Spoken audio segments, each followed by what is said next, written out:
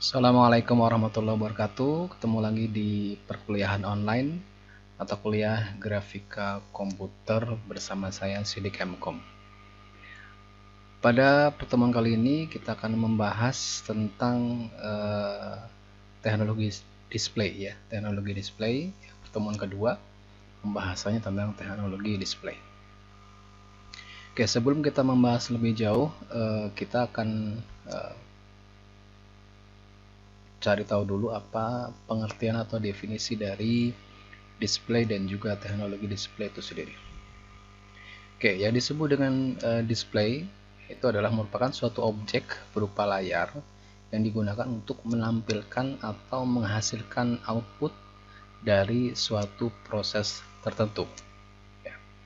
Jadi bisa dikatakan adalah suatu media yang bisa menampilkan atau bisa menghasilkan keluaran ya, atau berupa output ya, yang bisa digunakan oleh user ya. Jadi nanti tampilannya bisa terlihat sebagai sebuah informasi. Oke, kemudian teknologi display. Apa yang disebut dengan teknologi display? Yaitu suatu metode atau mekanisme penerapan ilmu pengetahuan pada layar monitor ya, agar dapat digunakan, dimanfaatkan dan membantu kehidupan manusia. Ya, itu definisi dari teknologi display. Nah, kita ketahui bahwa saat ini perkembangan teknologi display ya, atau perkembangan dari display itu sendiri itu sudah sangat pesat ya. Dimulai dari layar CRT ya, cathode ray tube ya, cathode ray tube ya, kemudian ada LCD, kemudian ada plasma TV ya, sampai dengan layar yang kita ketahui seperti saat ini ya. Ada touchscreen, kemudian juga ada video video Megatron ya, atau video-video yang biasa digunakan di billboard ya, video-video di iklan-iklan billboard. Jadi saat ini perkembangan teknologi display sudah sangat maju dengan pesat ya. Kita bisa lihat berbagai macam jenis display, bahkan teknologi display di smartphone ya juga sudah banyak ya yang perkembangannya. Oke, nah sebenarnya ada dua cara ya di dalam menampilkan gambar ya. Di dalam teknologi display ada dua cara di dalam menampilkan gambar. Yang pertama adalah vector display dan juga raster display. Vector dan raster ini ada kaitannya juga dengan jenis gambar ya, jenis gambar yang dihasilkan ya. Jadi nanti ada gambar berupa vektor maupun gambar berupa raster ya. Oke, tapi perlu ditekankan bahwa di dalam mata kuliah grafika komputer ini nanti kita tidak membahas tampilan untuk vector display, atau kita tidak membahas teknologi display yang menggunakan konsep vektor ya. Jadi hanya fokus kepada raster display atau beberapa media ya, layar monitor yang menggunakan raster ya. Oke, kita kembali ke pengertian dari vector display ya. Vector display yaitu sebuah gambar yang ditampilkan sebagai kumpulan segmen garis ya, atau vektor. Ini nanti juga akan diperlihatkan apa perbedaan antara vektor dan juga raster ya, jenis gambar vektor dan juga raster. Sedangkan untuk raster display yaitu sebuah gambar yang ditampilkan sebagai kumpulan titik atau yang disebut dengan pixel ya. Oke, kita lihat apa perbedaan antara vektor dan raster ya. Vector display disusun oleh objek geometris yang dibuat berdasarkan perhitungan matematis ya, karena dia berupa garis-garis ya, berupa line ya, jadi itu merupakan objek geometris ya, karena garis termasuk objek geometris. Sedangkan untuk raster display disusun oleh objek yang disebut sebagai pixel ya. Nanti yang disebut nanti pixel ini akan terdiri dari banyak sekali sehingga membentuk yang disebut dengan resolusi ya. Resolusi layar itu merupakan kumpulan dari pixel-pixel. Oke, untuk sifatnya vector display bersifat resolution independent ya. Artinya dia tidak tergantung kepada garis yang lain ya. Jadi poin-poin itu atau garis-garis atau titik yang ada di dalam sebuah gambar vektor itu tidak bergantung kepada titik yang lain ya. Jadi bisa berdiri sendiri, artinya bisa dilakukan manipulasi di situ ya.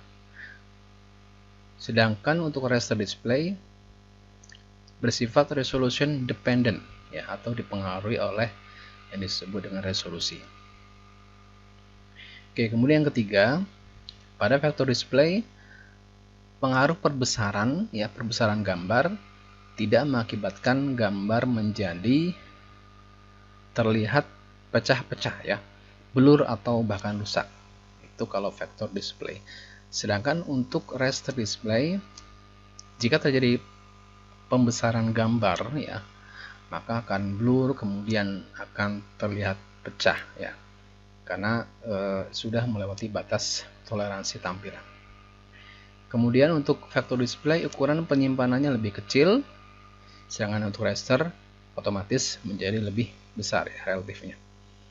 Nah, kemudian di vector display digunakan untuk ilustrasi dengan bentuk geometris sederhana.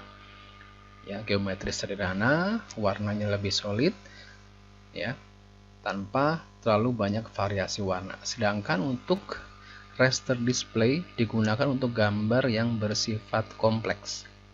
Ya, berupa warnanya beragam ya, dan juga bentuknya macam-macam ya, seperti foto dari hasil bidikan kamera ya, kamera smartphone maupun kamera konvensional ya, ataupun yang ada di laptop misalnya ya. Kemudian format penyimpanan di vector display tergantung software yang digunakan ya, kayak misalnya AI itu adalah Adobe Illustrator ya, kemudian ada CDR, Corel Draw ya, ada juga FH, kemudian EPS ya. Sedangkan untuk raster display ada PSD, itu hasil dari Photoshop ya, ada TIFF, JPG, GIF, BMP. Jadi itu adalah beberapa contoh gambar-gambar yang disebut dengan raster display. Nah, untuk softwarenya di sini ada Corel Draw ya untuk vector display, Adobe Illustrator, Inkscape ya, dan juga masih banyak lagi. Begitu juga untuk raster display ada Adobe Photoshop, Adobe Fireworks, Corel Photo Paint, ataupun juga GIMP ya, dan juga masih banyak software yang lainnya. Oke, ini contoh perbedaan antara gambar vektor dan gambar raster. Nah, di sini adalah gambar vektor ya, karena dia merupakan terdiri dari garis ya, garisnya itu nanti merupakan berdiri sendiri ya, artinya maka dia tidak tergantung dengan garis yang lain ya. Berbeda dengan raster ya, karena dia adalah merupakan sebuah pixel-pixel atau titik ya, sehingga pixel satu dengan pixel yang lainnya itu mereka saling ketergantungan ya. Jadi makanya pada saat diperbesar maka akan yang lainnya juga ikut membesar, sehingga terlihat begitu rusak ya gambarnya ya, atau pecah-pecah. Berbeda dibandingkan dengan vector display ya. Jadi ini perbedaan antara gambar vektor dan raster. Oke. Nah, di dalam raster display nanti yang akan dibahas ada beberapa teknologi display, yaitu nanti ada cathode ray tube atau sebuah layar yang menggunakan tabung ya. Jadi CRT ini biasa digunakan pada monitor-monitor yang atau televisi yang pada zaman dahulu ya. Kalau kita lihat sekarang ini sudah tidak ada lagi monitor-monitor yang menggunakan tabung ya, tabung CRT. Kemudian nanti ada plasma display, ada LCD, kemudian nanti di bagian terakhir ada DLP projector ya. Nanti akan dibahas terkait dengan berbagai jenis raster display. Oke, yang pertama adalah CRT atau cathode ray tube ya, atau yang disebut dengan tabung sinar katoda. Tabung vakum yang berisi sumber elektron yang digunakan untuk melihat gambar untuk mempercepat dan membelokkan berkas elektron ke layar neon sehingga bisa menghasilkan suatu gambar tertentu. Nah, gambar pada CRT ini merupakan bentuk gelombang listrik atau yang disebut dengan osiloskop. Ya. Jadi ini adalah merupakan cikal bakal ya dari perkembangan layar televisi. Televisi ya, baik itu nanti LCD, ada plasma ya. Jadi gambarnya itu bisa mewakili gelombang listrik ya, dan juga bisa digunakan untuk sebagai menampilkan radar ya. Itu termasuk dalam cathode ray tube ya, atau CRT. Kemudian yang kedua ada plasma display.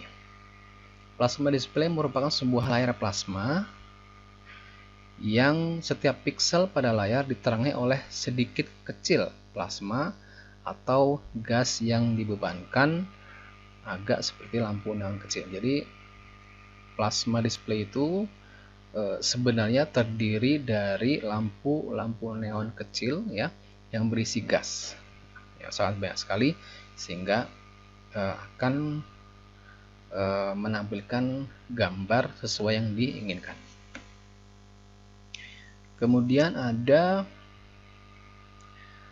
LCD ya, liquid crystal display, yaitu jenis display yang menggunakan kristal cair ya sebagai media refleksinya. Untuk layar LCD ini saat ini sudah digunakan di berbagai bidang ya, monitor, TV, kalkulator.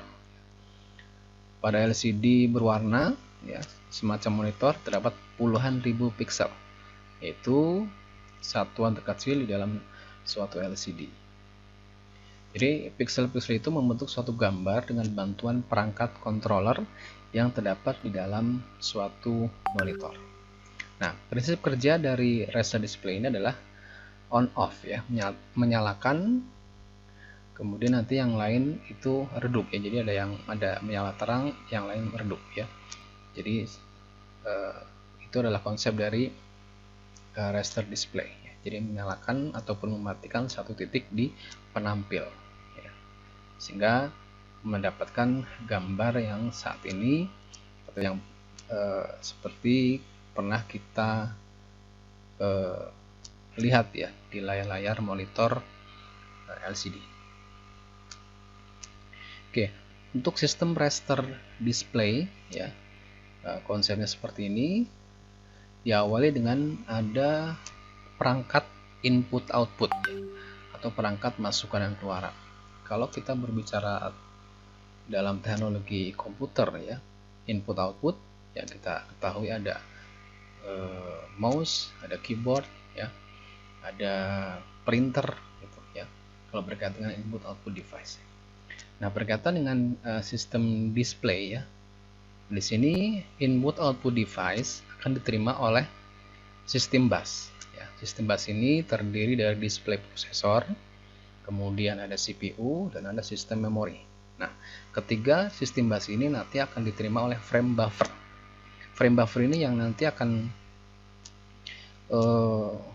menangani gambar ya. Jadi yang nanti gambarnya itu supaya tidak terjadi yang namanya berkedip ya, atau flicker.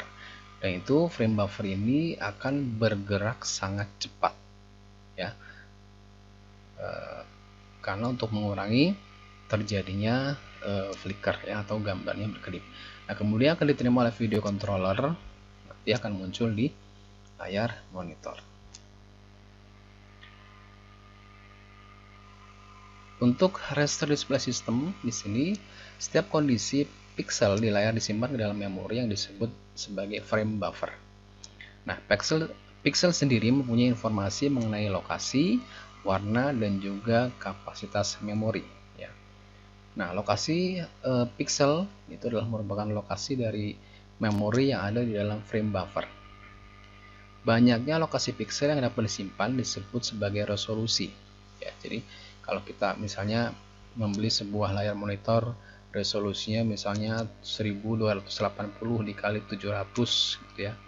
Nah, itu adalah merupakan banyaknya lokasi pixel. Ya, jadi lebar ya, tinggi ya, tinggi kali lebar ya. Jadi weight ya, kemudian ada height ya.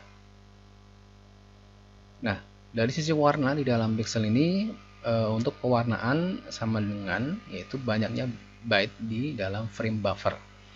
Nah, di sini adalah dengan persamaan adalah 2 pangkat n, di mana 1 bit memori ya itulah merupakan dari variabel n-nya. Ya, kalau misalnya 1 bit memori maka 2 pangkat 1 sehingga terdiri dari 2 warna. Kemudian kalau 4 bit maka terdapat 16 warna. 8 bit ada 256 warna, begitu seterusnya. Semakin besar bit yang dimiliki maka warnanya akan semakin banyak ya, semakin besar warnanya. Nah, kapasitas memori membatasi banyaknya pixel yang ditampilkan dan warna yang dapat direpresentasikan.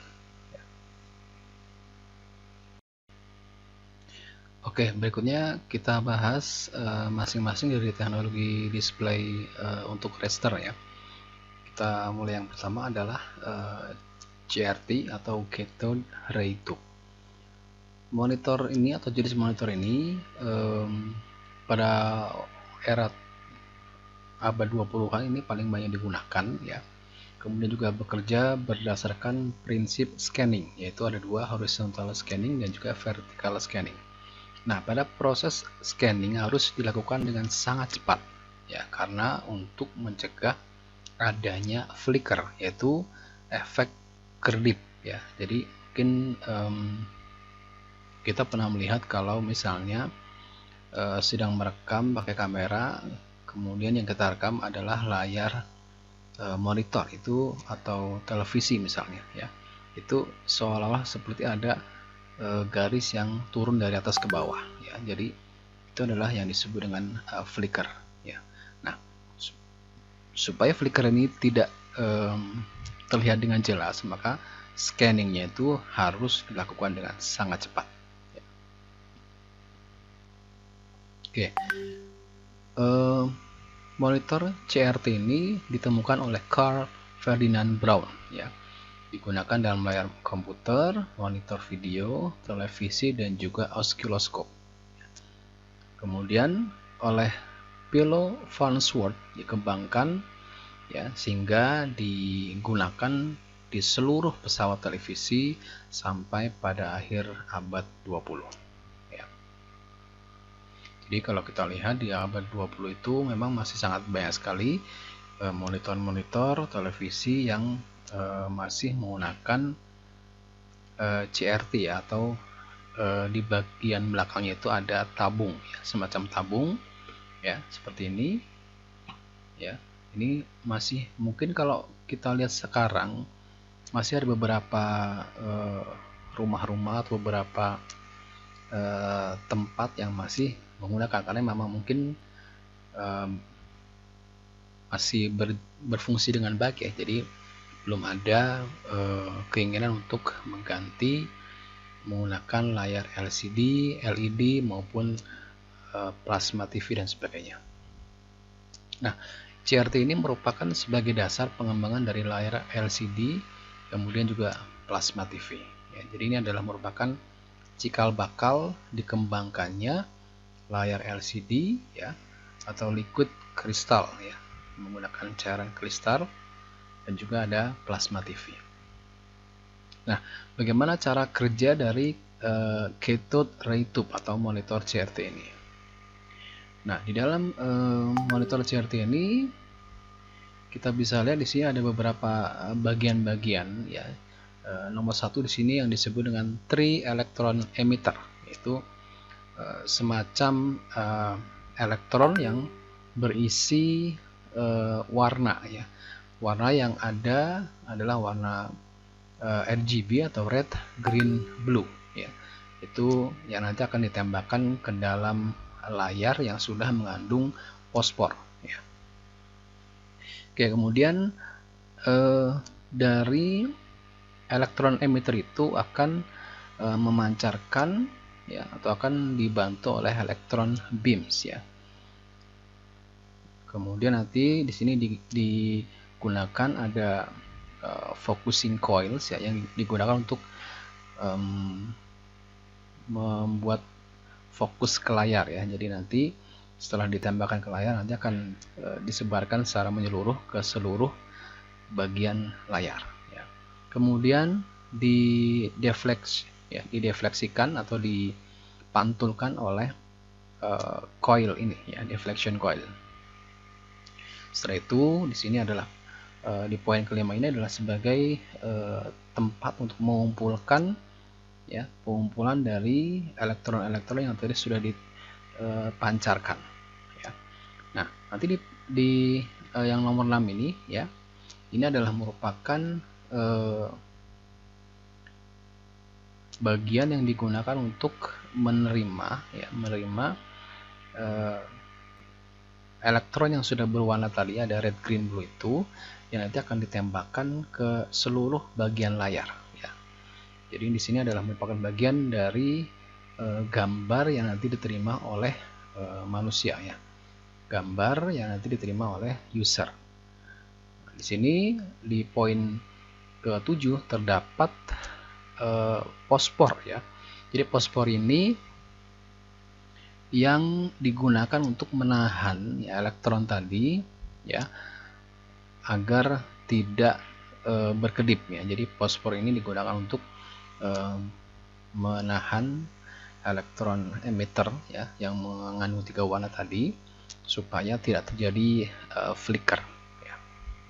Nah, kita lihat di poin ke-8 ini adalah merupakan kumpulan warna yang ada di dalam elektron ya. Jadi ada 3 warna, ada merah, hijau, dan biru ya.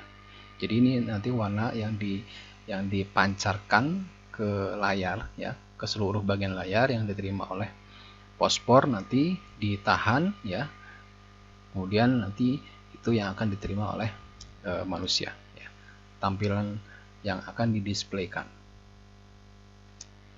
Oke, nah untuk monitor CRT ini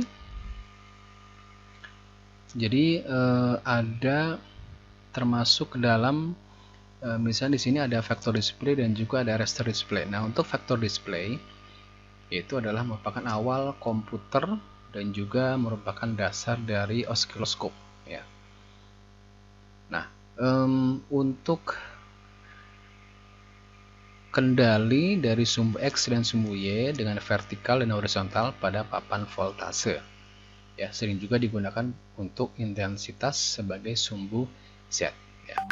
Nah, sedangkan di raster display di sini ada merupakan terdiri dari kumpulan array ya, yang berisi piksel-piksel atau titik ya. Jadi piksel ini adalah satuan dot atau elemen picture dari raster. Nah, di sini konsepnya adalah scan line ya tadi ya. Ada horizontal scanning dan juga vertical scanning. Nah, untuk televisi hitam putih ya, osiloskop dengan pola scan kiri kanan dan juga atas bawah. Nah, untuk menggambar pada screen, komputer membutuhkan sinkronisasi dengan pola scanning dari raster ya. Jadi sekali lagi proses scanning ini sangat cepat ya, karena untuk mencegah terjadinya kerdipan atau flicker. Oke, kemudian untuk CRT yang berwarna di sini membutuhkan publikasi dengan tingkat ketelitian geometri yang sangat tinggi. Kemudian kedua, menggunakan pola warna fosfor ya. Jadi cairan fosfornya itu juga sudah mengandung warna red, green, blue. Nah, untuk CRT warna ini merupakan awal teknologi televisi karena resolusinya sangat tinggi, membutuhkan sinkronisasi antara sinyal video dan sinar elektron vertical synchronized pulse ya. Nah, kalau di layar monitor komputer ya digunakan untuk menghindari sinkronisasi dengan menggunakan algoritma vektor ya. Flicker dan refresh menjadi problem ini kekurangannya ya untuk CRT jika diterapkan di layar monitor. Nah, apa kelebihan dan kekurangan dari CRT? Kelebihannya dari sisi tampilan memang lebih solid ya, kemudian lebih murah ya relatif biayanya. Kemudian juga dari sisi pencahayaan lebih terang karena tampilannya itu mengeluarkan sinar ya, tampilan dari monitor CRT itu mengeluarkan sinar. Nah, kekurangannya ukuran array memory screen ya cukup besar ya.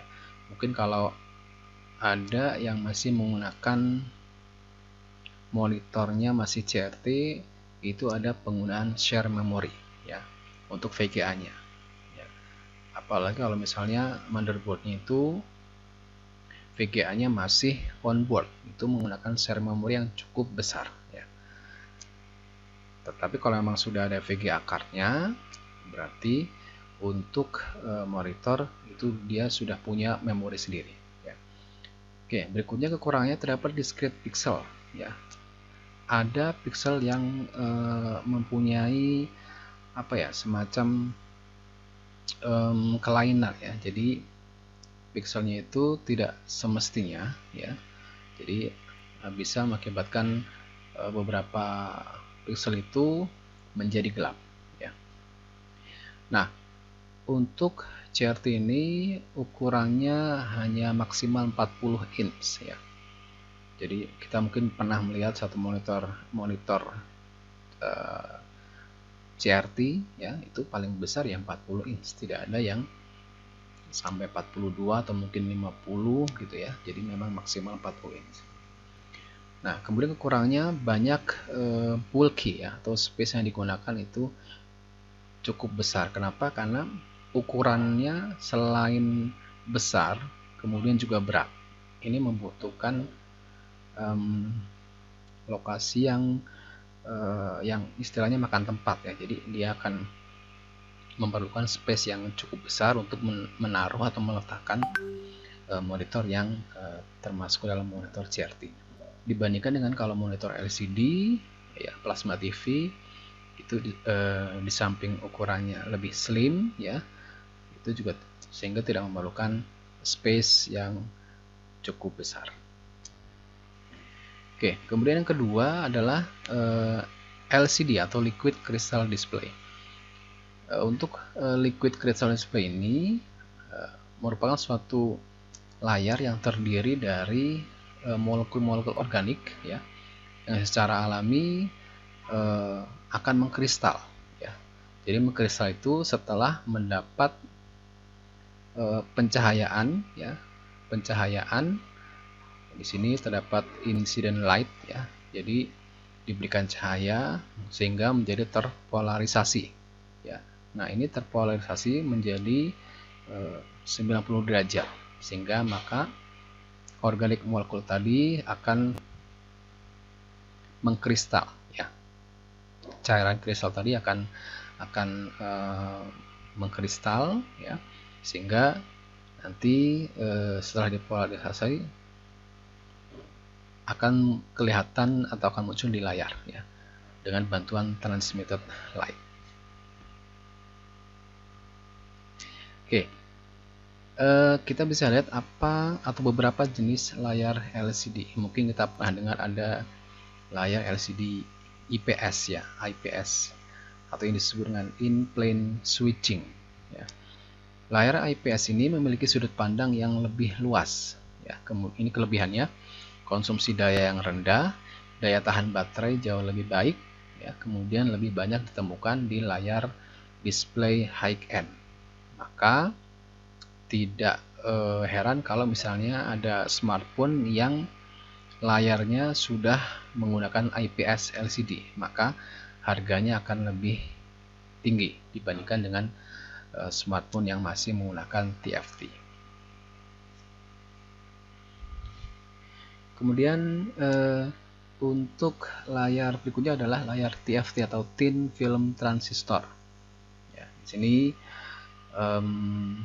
konsepnya adalah terdiri dari lapisan-lapisan ya. Di sini ada sebagai polarizer ya, sebagai polarisasi. Di sini ada penyaringan warna ya, ada kaca untuk warna. Nah, ini adalah layar kaca untuk TFT-nya ya, Thin Film Transistor. Jadi masing-masing layar, masing-masing filter ini nanti akan berisi 4 transistor ya. Jadi tiap pixel dalam TFT ini mempunyai 4 transistor ya. Nah, jenis LCD ini, TFT ini paling umum ya, paling umum digunakan di smartphone ya. Kualitas gambarnya lebih baik dibandingkan LCD biasa dengan resolusi yang lebih tinggi. Terkadang TFT ini disebut juga sebagai layar active matrix LCD ya, karena tiap pixel dikontrol oleh 1 hingga 4 transistor ya, makanya disebut dengan thin film transistor. Tapi kekurangannya untuk TFT ini sudut pandang dan visibilitas sempit ya. Jadi sudut pandangnya dan dari sisi visibility ya atau terlihatnya itu lebih sempit, dan juga dari sisi pencahayaannya itu lebih sedikit ya, lebih minim. Oke, kemudian ada plasma display. Plasma display secara prinsipal ya, ini menggunakan tabung fluorescent light ya. Jadi menggunakan tabung fluorescent light, kemudian fluorescent light itu akan diisi oleh gas-gas yang kecil ya. Gas-gas yang kecil dimasukkan ke dalam kapsul ya, yang sudah diletakkan di electric field ya, yang mengandung ultraviolet light ya. Nah, untuk ultraviolet light ini sudah mengandung fosfor, yang nantinya fosfor ini akan digunakan untuk menahan warna yang dipancarkan oleh electric field tadi ya. Jadi ultraviolet ini sudah mengandung fosfor yang nantinya akan digunakan untuk menahan warna-warna yang sudah dipancarkan. Nah, nanti fosfor relax ya, nanti akan memancarkan warna sesuai dengan warna yang diberikan oleh electric field ya. Kita bisa lihat di sini, ini adalah kaca bagian belakang ya. Kemudian ini adalah cairan fosfornya ya, yang sudah dilapisi ya. Kemudian fosfor ini akan dipancarkan sinar ultraviolet ya.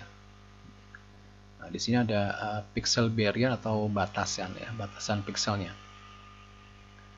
Ya, ini ada surface discharge ya, ini untuk memancarkan sinar ultraviolet yang nanti akan diterima oleh fosfor ya, diterima oleh fosfor. Kemudian di sini ada display electrode ya, elektroda layar ya, elektroda layar. Ini adalah untuk dielectric layer ya. Kemudian di sini ada kaca bagian depan ya, kaca yang terlihat oleh manusia ya, kaca yang terlihat oleh user. Nah, nanti dari sisi ini adalah visible light-nya, cahaya yang dihasilkan oleh plasma TV ya. Atau bisa kita lihat lebih jelas lagi kandungan dari plasma display. Oke, seperti ini. Jadi ini adalah merupakan bentuk plasma display ya. Ini terdiri dari 3 warna yang sangat banyak ya. Apabila diperbesar maka akan terdiri dari bagian-bagian seperti ini. Yang pertama di sini ada rear glass ya, atau kaca bagian belakang. Kemudian ada plasma discharge ya, yang tadi itu cairan-cairan plasma yang diisikan di dalam masing-masing warna. warna ini sudah mengandung cahaya ultraviolet ya. Cahaya ultraviolet yang dimasukkan ke dalam pancarkan ke dalam fosfor ya. Dia akan terlihat seperti warna yang dipancarkan. Nah, ini ada green fosfor, ada blue fosfor, ada red fosfor. Ini ada dielectric insulator ya. Kemudian ada dielectric insulator, ini adalah penerima warnanya ya. Oke, maka nanti ini akan terlihat ya, ini ada front glass atau kaca bagian depan. Ini nanti akan terlihat oleh manusia ya. Tampilan dari plasma TV-nya. Oke, terakhir dari teknologi display yaitu ada DMD atau DLP ya. Digital Micro Mirror Devices atau yang disebut dengan proyektor, atau ada juga yang menyebutnya dengan DLP atau Digital Light Processing ya. Nah, jenis display ini terdiri dari perangkat microelectromechanical atau yang disebut dengan MIM yang dipublikasi dengan teknik atau teknologi VLSI ya. Nah, DMD display ini merupakan teknologi digital pixel yang sebenarnya ya. Tingkat keabuan dengan panjang pulse yang dimodulasi, kemudian mempunyai resolusi yang besar ya. Kita bisa lihat mungkin kalau kita menghadiri seminar-seminar ya, presentasi itu kan menggunakan DLP projector ya. Jadi resolusinya besar karena nanti merupakan sebagai tampilan dari monitor maupun layar dari si presenter ya. Mempunyai cahaya yang sangat terang karena memang di sana juga ada lamp hour ya, ada cahaya lampu langsung ya, yang untuk meningkatkan dari tingkat keterangan cahayanya. Tetapi kekurangannya DMD atau DLP ini mempunyai terkadang terlihat seperti ada berkedip ya, ada flicker di situ. Ya, ini kekurangan dari DMD atau DLP projector. Ya, jadi konsepnya seperti ini ya. Misalnya ini kaca ya, kaca, dan nanti akan memantulkan dari gambar yang dihasilkan oleh monitor presenter ya. Jadi ini semacam pemantul ya, kaca pemantul. Jadi seperti itu. Oke, jadi demikian penjelasan dari teknologi display yang ada di pertemuan kedua mata kuliah grafika komputer. Terima kasih atas perhatiannya yang sudah menyimak. Mudah-mudahan materinya mudah dipahami dan kita ketemu lagi di pertemuan berikutnya. Assalamualaikum warahmatullahi wabarakatuh.